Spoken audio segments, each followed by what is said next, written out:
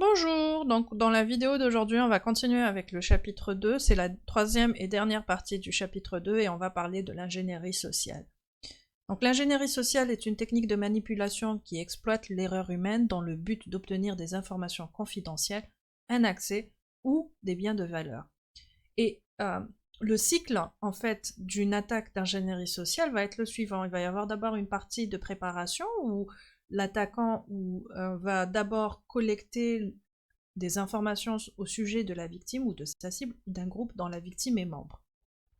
Puis, il va y avoir la partie infiltration, grâce à l'établissement d'une relation ou d'une interaction qui permet de bâtir une certaine confiance entre la victime ou la cible et l'attaquant.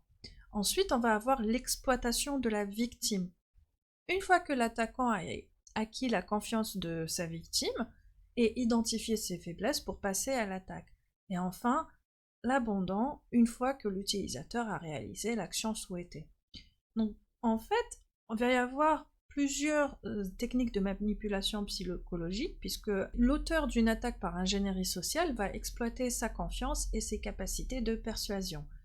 Pour cela, l'attaquant va exploiter des techniques de manipulation psychologique suivantes. On a la réciprocité, c'est lorsque les attaquants vont fournir d'abord quelque chose de valeur à sa cible, et donc la cible ensuite, ou la victime, va se sentir obligée de leur rendre l'appareil. Par exemple, un pirate peut envoyer un outil d'audit de sécurité gratuit qui est en fait un logiciel malveillant, et en comptant sur le fait que le destinataire peut se sentir obligé de l'utiliser car il a reçu quelque chose qui est utile. On a la preuve sociale, les gens vont suivre les actions des autres. Donc, en particulier, dans des situations incertaines. Les attaquants, à ce moment-là, peuvent exploiter cela en créant de faux scénarios qui montrent que d'autres se conforment à leurs demandes. Ils peuvent envoyer des emails de phishing qui vont affirmer que 90% de vos collègues ont déjà mis à jour leur mot de passe, par exemple, pour faire pression sur des cibles afin qu'elles suivent leur exemple. La pénurie, c'est la création de limites artificielles qui suscitent des réponses urgentes et émotionnelles au détriment de réponses logiques. Donc par exemple, un attaquant peut affirmer qu'il ne reste que 2 places pour cette mise à niveau de sécurité, ou cet accès spécial va expirer dans 24 heures pour forcer des décisions hâtives. C'est quelque chose qui est très utilisé dans tout ce qui est marketing et publicité, où vous allez trouver, vous avez le coût, cet article est soldé à moins 50% jusqu'à, vous avez 24 heures pour l'acheter, ou alors il va reprendre son prix initial. Ça, c'est un exemple qui est utilisé en marketing, par exemple. On a l'engagement. Une fois que les gens effectuent une petite action, ils sont plus susceptibles de continuer ce comportement pour paraître cohérents. Donc généralement, l'attaquant va commencer par des demandes qui sont mineures avant de passer à des demandes plus sensibles. Et ils peuvent d'abord demander des informations publiques sur l'entreprise, puis progressivement demander des données confidentielles. En d'autres termes, l'attaquant va poser des questions qui vont être faciles, où la victime va répondre facilement par oui ou quelque chose comme ça, et au fur et à mesure qu'il va poser des questions, plus il va recevoir des réponses de la part de la victime, plus il sera facile pour lui d'augmenter la demande, en fait. L'autorité, au-delà de se faire passer pour des figures d'autorité, les attaquants utilisent des techniques spécifiques telles qu'il peut très bien utiliser des domaines et des signatures de courrier électronique d'apparence officielle, faire référence à des procédures ou systèmes internes, faire mention de noms de dirigeants ou de services réels, et ainsi de suite. Ensuite, on va avoir l'amabilité. Donc là, l'attaquant ou l'ingénieur social va établir des relations en reflétant les styles et les préférences de communication, trouver ou fabriquer des intérêts et des antécédents communs, utiliser la flatterie et la reconnaissance de manière stratégique et se présenter comme des personnes utiles pour résoudre les problèmes. Tout ça va être utilisé pour pouvoir pousser sa victime à finalement apprécier cet attaquant, entre guillemets. La manipulation par distraction. Les gens prennent de moins bonnes décisions en matière de sécurité lorsqu'ils sont stressés ou sous charge cognitive. Et donc là, ce que va faire un attaquant, il va pouvoir peut-être créer des crises artificielles qui vont nécessiter une action immédiate, submerger les cibles avec du jargon technique ou des instructions complexes, mettre en place ou exploiter la fatigue décisionnelle à la fin des journées de travail, et ainsi de suite. Donc toutes ces techniques sont particulièrement efficaces car elles exploitent les schémas psychologiques humains fondamentaux qui persistent même lorsque les gens en ont conscience. Il existe plusieurs types d'attaques qui vont utiliser l'ingénierie sociale. Vous avez le prétexte, le phishing, et dans le phishing vous allez retrouver le vishing pour voice phishing, smishing pour SMS phishing, spear phishing et whaling. On va retrouver aussi des techniques d'usurpation d'identité, l'appâtage, le point d'eau ou l'attaque de point d'eau, les quiproquos et les pièges à miel. On va voir toutes ces attaques une à une et les expliquer une à une dans cette vidéo. Donc le prétexte ou le prétexting, ici, l'attaquant va générer une fausse situation pour la victime et se fait passer pour la personne la mieux placée pour la résoudre. Sur le plan technique, presque toutes les attaques d'ingénierie sociale vont impliquer un certain degré de prétexte.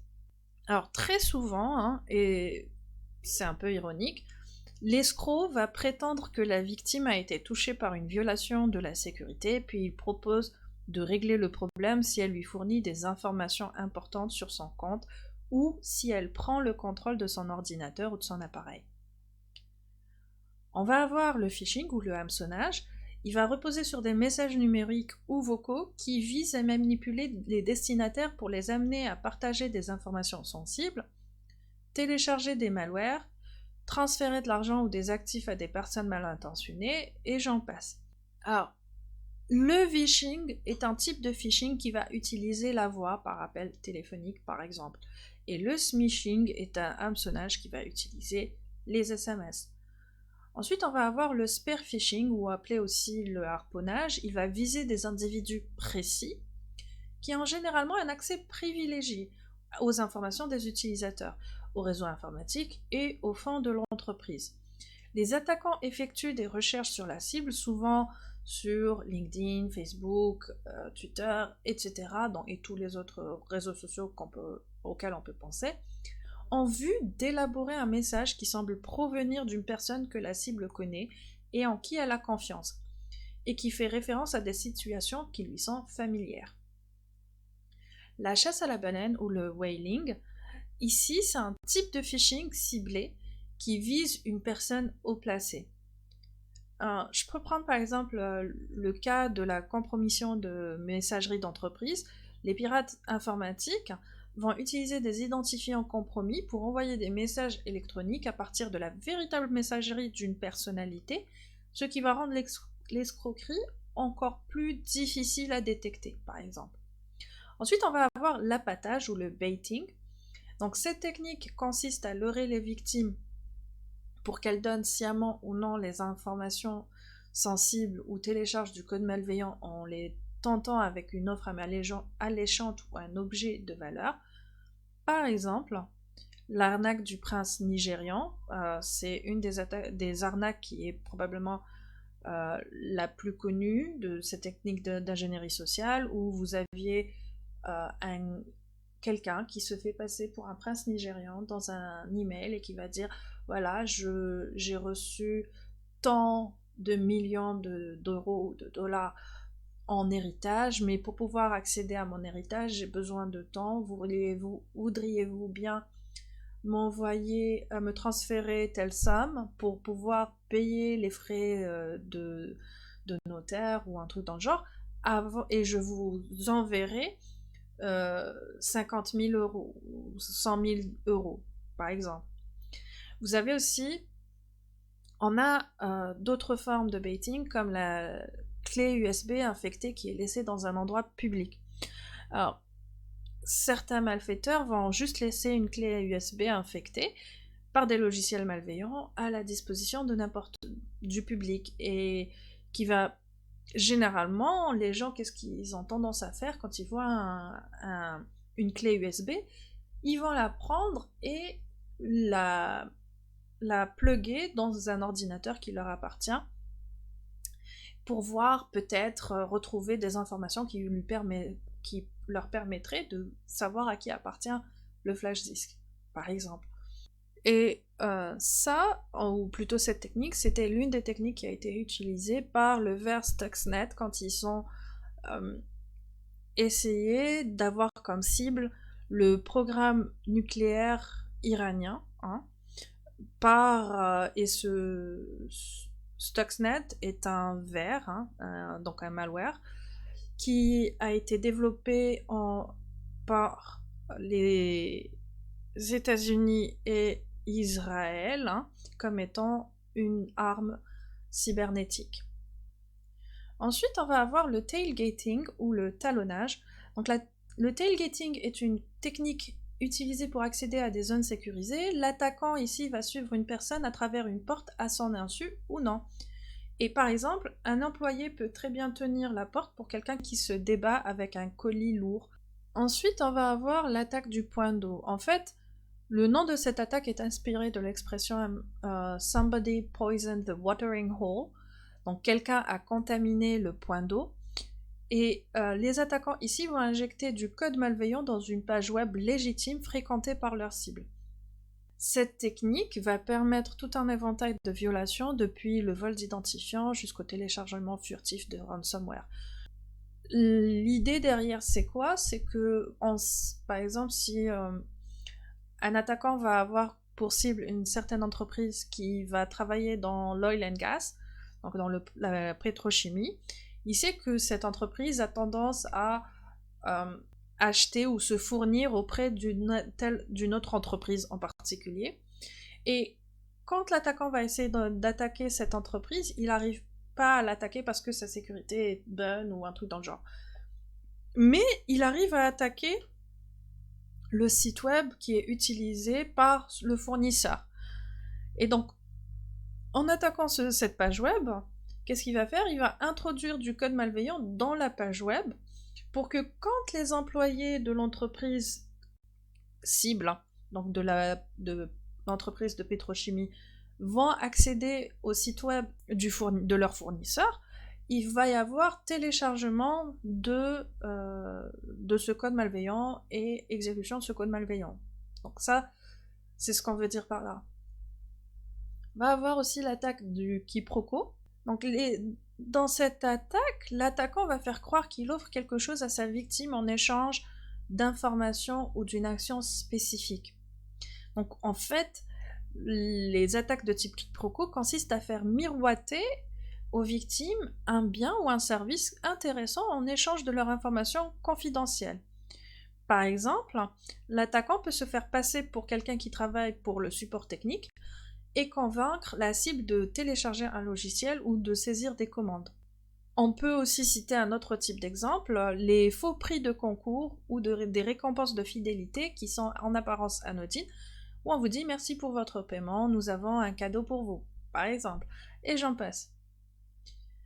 On a le piège à miel. Donc dans le piège à miel, ici l'attaquant va assumer l'identité d'une personne attrayante. En d'autres termes, ça peut être une personne qui est une célébrité, ou un homme ou une femme qui est beau ou belle, et ainsi de suite. Et il va s'engager ensuite dans une relation en ligne avec la victime pour essayer d'obtenir des informations sensibles de sa part.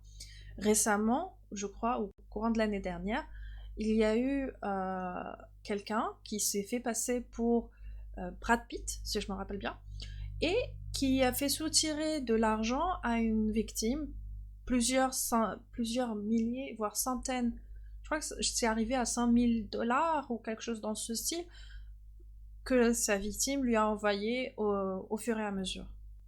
On a le shoulder surfing. Donc ici, c'est l'attaquant va essayer de regarder par-dessus l'épaule de sa cible pour lire ce qu'elle écrit ou voir sur quoi elle travaille et pouvoir récupérer des informations comme ça ou récupérer les mots de passe de sa victime. On va avoir le dumpster diving. C'est l'acte de rechercher des informations dans la poubelle, poubelle physique, et les informations recherchées par les ingénieurs sociaux peuvent être des mots de passe sur des post-it, des codes d'accès, des organigrammes, et ainsi de suite. En d'autres termes, tout ce qui peut être utilisé pour les aider dans leur attaque. Et comme on dit parfois, les déchets de quelqu'un peuvent être le trésor de quelqu'un d'autre. Dans ce cas-là, ce serait le trésor de l'attaquant par la suite. Et avec toutes ces attaques d'ingénierie sociale qu'on a vues, finalement, on va se dire comment on peut prévenir ce genre d'attaque, puisque l'ingénierie sociale cible les employés d'une organisation plutôt que les faiblesses de ces systèmes.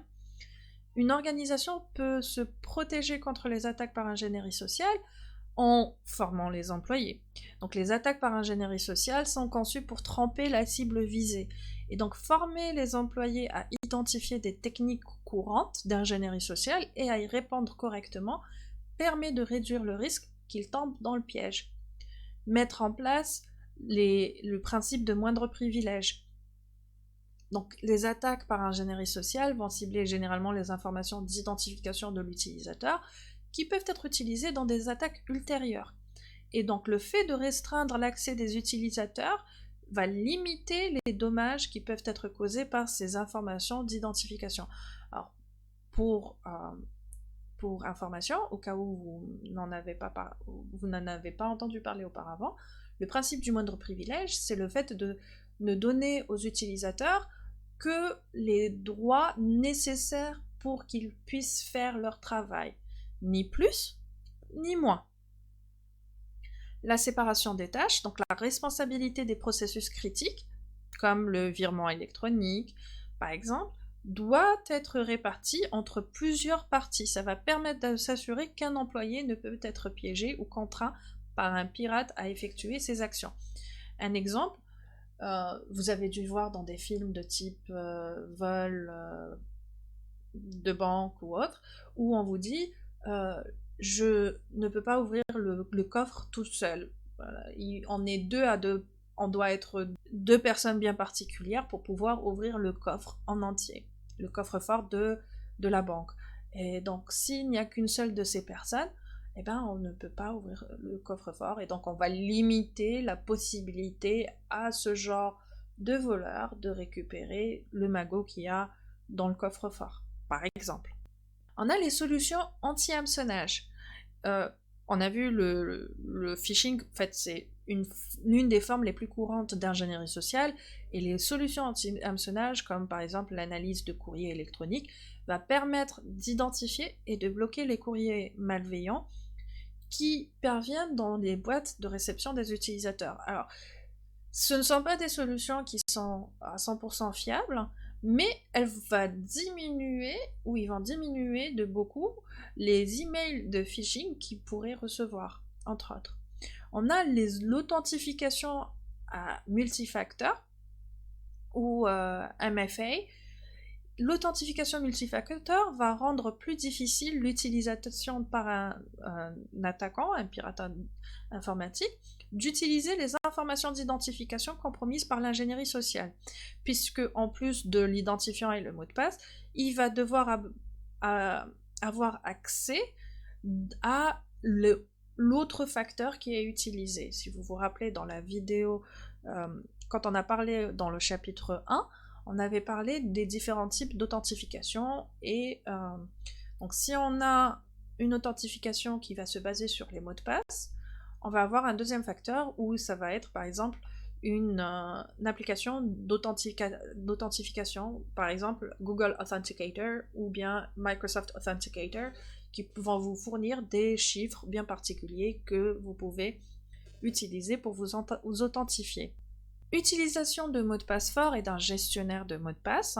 Si on vous demande de créer des mots de passe qui sont supérieurs à 8 ou 10 ou 12 caractères avec une certaine complexité, c'est pas pour rien plutôt, et ça va rendre plus difficile le fait de deviner le mot de passe, et le fait d'utiliser un gestionnaire de mots de passe, ça va permettre finalement de limiter, déjà ça va empêcher le fait de faire de la réutilisation de mots de passe entre différents services, puisque on n'a pas besoin de se rappeler des différents mots de passe. Et autre chose, les gestionnaires de mots de passe applicatifs vont permettre de faire de l'autocomplétion de mots de passe que au niveau des vrais domaines dans lesquels vous avez enregistré ces mots de passe. Par exemple, si une attaque de phishing a eu lieu et que l'attaquant a créé un site web qui va ressembler trait pour trait comme, on va dire, Facebook. Facile. Donc, à ce moment-là, si vous cliquez sur le lien qui est dans l'email qui va ouvrir une page qui ressemble à Facebook, mais qui n'est pas Facebook, en tant qu'être humain, vous pouvez par exemple ne pas vous rendre compte comme quoi ce n'est pas vraiment Facebook et vous risquez de mettre le nom d'utilisateur et le mot de passe. Dans ce cas-là, si vous utilisez un gestionnaire de mots de passe, le gestionnaire de mots de passe, voyant que ce n'est pas Facebook parce que le nom de domaine est différent par exemple, il ne va pas faire l'autocomplétion du mot de passe et des informations d'authentification. Donc ça limite ce problème-là, ça diminue ce problème-là. On va avoir aussi la sécurité des postes.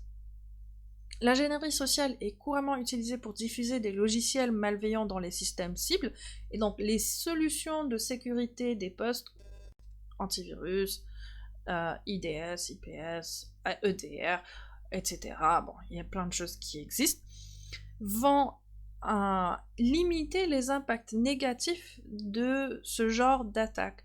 Et enfin, la sécurité physique. Donc la sécurité physique est importante puisque si un attaquant arrive à accéder aux machines, il a plus de facilité pour faire certaines choses. Donc voilà. Alors, j'aimerais aussi parler de la mésinformation, désinformation et malinformation.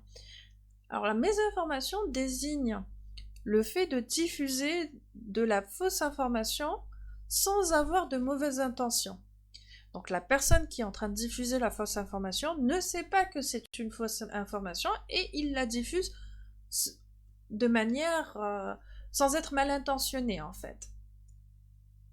La désinformation, quant à elle, se réfère au fait de diffuser de la fausse information dans le but de manipuler ou de tromper des personnes, des organisations et des États, ou bien de leur faire du tort. Là, les personnes qui font de la désinformation, ils diffusent de la fausse information en sachant que c'est des fausses informations, et leur but, c'est justement de manipuler ou de tromper les gens pour leur faire du tort.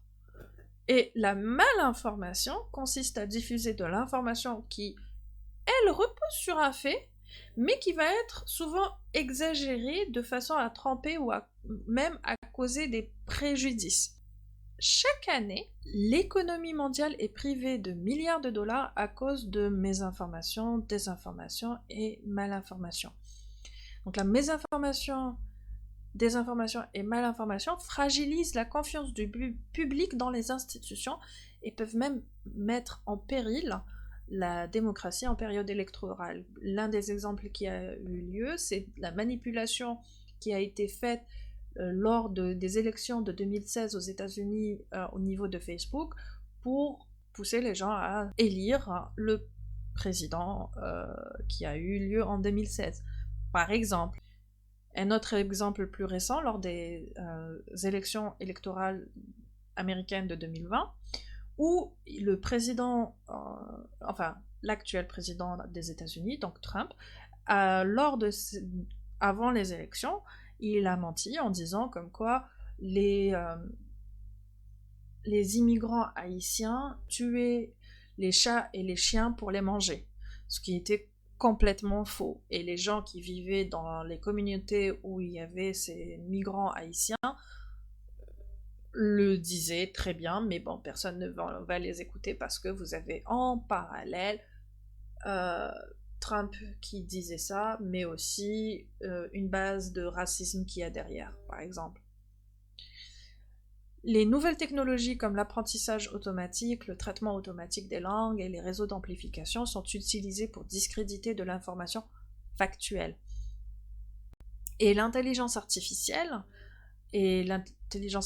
générative peuvent aussi servir à mener des campagnes de désinformation et à diffuser de l'information fausse et trompeuse, notamment en utilisant de l'hypertrucage ou le deepfake. Alors, un problème qui est souvent utilisé, vous avez sûrement vu ou entendu parler du deepfake, où vous allez avoir le visage de quelqu'un, hein, quelqu'un de connu par exemple, mais il va dire des choses qu'il n'a jamais dites dans la vie réelle, hein, donc des vidéos de quelqu'un et on lui fait dire des choses, par exemple, ou on lui fait faire des choses. Donc, tout ça doit être pris en compte et on doit pouvoir essayer de repérer ces problèmes de désinformation, mésinformation et malinformation, et aussi de les prévenir si possible. Alors, comment on va les repérer ? On doit se poser les questions suivantes. Est-ce que le contenu qu'on est en train de lire, ou de voir, ou d'écouter provoque une réaction émotionnelle ? Contient-il des propos osés sur une question controversée ? Est-ce qu'il contient des affirmations qui sont étonnantes ? Par exemple, l'affirmation sur le fait que les immigrants haïtiens mangent les chiens et les chats, ou ce qui va aussi provoquer une réaction émotionnelle forte de la part des gens, par exemple. Contient-il des pièges à clics ? Repose-t-il sur des petits fragments d'informations valides qui sont exagérés ou déformés ? Est-ce que c'est devenu viral sur des plateformes sur lesquelles la surveillance est déficiente, voire inexistante ? Alors, si l'une des réponses à ces questions est affirmative, ça ne veut pas dire que c'est forcément de la désinformation ou de la malinformation ou de la mésinformation, mais il va falloir approfondir les recherches sur le contenu pour vérifier c'est quoi finalement. Et donc, comment on va prévenir ces MDM ? On va, par exemple, là on va parler d'un ensemble de points possibles qu'on peut utiliser. Consulter un site de vérification des faits, donc fact-checking, pour déterminer si l'information en question a déjà été réfutée. Lancer une recherche d'images inversées pour confirmer que les images n'ont pas été copiées d'un site web ou d'une organisation légitime. Alors, vous savez, je peux prendre par exemple Google, je vais prendre une image et je vais faire une recherche par image plutôt que par mots-clés. C'est ce qu'on veut dire par une recherche d'image inversée. Ne pas supposer que l'information qu'on reçoit est correcte, mais même si elle provient d'une source qui soit valide, un ami ou un proche ou vos parents et ainsi de suite. Être à l'affût des éléments graphiques inadaptés à la situation, par exemple des logos, des couleurs, des espacements ou des gifs animés qui n'ont pas l'air professionnels. Vérifier les noms de domaine pour s'assurer qu'ils correspondent bien à ceux de l'organisation dont on parle. Et pour cela, le nom de domaine peut être légèrement différent ou avoir un domaine de premier niveau, donc TLD, différent comme .net au lieu de .com ou .net ou .org, par exemple. Confirmer que l'organisation a publié des coordonnées, une adresse physique et une page à propos de nous, hein, par exemple. Effectuer une recherche dans Whois. Alors Whois, c'est une base de données qui va contenir des détails sur les noms de domaine, leurs propriétaires, la date d'enregistrement et la date d'expiration d'un domaine. Et pour déterminer à qui appartient le domaine et vérifier si l'organisation est propriétaire et digne de confiance. Assurez-vous que l'information est à jour. Donc, il y a d'autres choses que vous pouvez faire, mais déjà, si vous faites cela, vous allez pouvoir éviter un grand nombre d'informations fausses, que ce soit de la mésinformation, de la malinformation ou de la désinformation. Sur ce, je vous souhaite de passer une bonne journée ou une bonne soirée et à bientôt. Bye!